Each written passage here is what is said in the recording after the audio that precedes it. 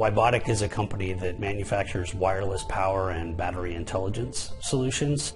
We're making systems that allow you to charge batteries on robotic devices like aerial drones, mobile robotics, and even aquatic underwater vehicles fully autonomously. Our products have to move right along with the pace of drone development, which means we need to get our products to market very quickly. That's where the Ansys product comes in.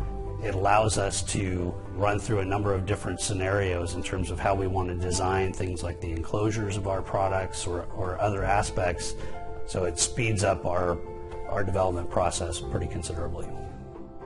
The iterative design process with a simulation tool can take hours every time you want to modify something traditionally. I was able to pretty much design on the fly with Ansys Discovery. In a matter of 10 minutes, I could be analyzing a completely different geometry for thermal characteristics, airflow, all these things live with only 10 minutes of my input to change the system.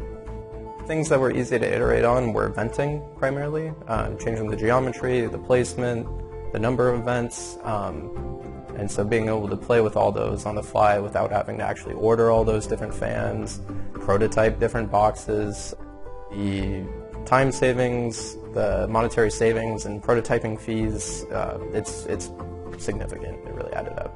So that time that we'd previously be spending kind of dialing in boundary conditions perfectly, we can now kind of put back into the design and prototyping process of the physical assembly itself. So that time can now be spent into usability, kind of aesthetic design, design for manufacturing, all these components that go into a good product that we would have been too constrained for our business model.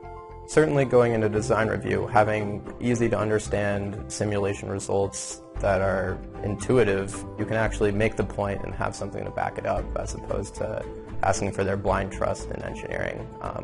It's nice to be able to show previous prototypes you had iterated upon, the improvements you've made, and it kind of gives everyone a sense of confidence in the product before manufacturing.